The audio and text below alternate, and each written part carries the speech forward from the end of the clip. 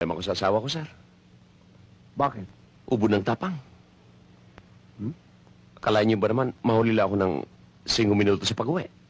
Ang laking gulo na. At ito, sir, wag yan yung pagsasabi. Ako ang nagluluto sa bahay. Ano? Ako ang naglalaba. Ginagawa mo yan? Yes, sir. Eh, matapang nga eh. Ay, naku, katakutan. Sa akin, hindi obra yan. Ako ang kinatatakutan ng asawa ko. Nakakahiya ka.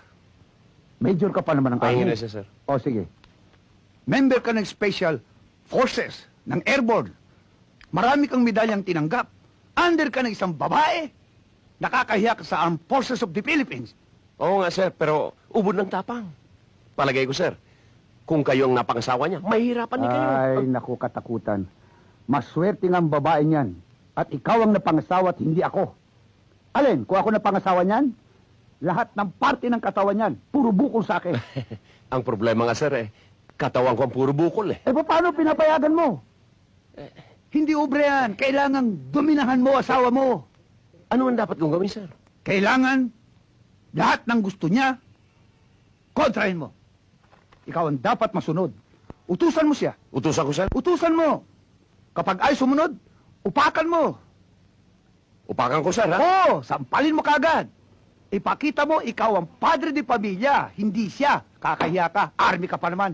Mabutit nakausap ko kayo. Na kung makikita niya. Sige, pagbutiin mo ha. Sir, maraming salamat, sir. Okay, Tatanungin ko itong malaking utang na loob habang ako'y nabubuhay. sige. Duduminaan mo yan Yes, ha. sir. Huwag kang padadaig. Yes, sir. Tayong mga army ang dapat mamuno sa ating mga Yes, asawa. sir. Yes, sir. Itong nainom natin. Wala ka mang barya dyan? Alam niyo naman, lahat ng sweldo ko, kinukuha ang lahat ng misis ko. Dapat kang ang bukulan. O sige, ako nang pipirma nito. Maraming salamat, sir. Sige, pakan mo ha. Yes, sir. Pagbutihan mo. Yes, sir. Naku, makikita niya. Manay lang niyang walang latay. Sir, telephone. Sino raw? Bisis daw ho ninyo.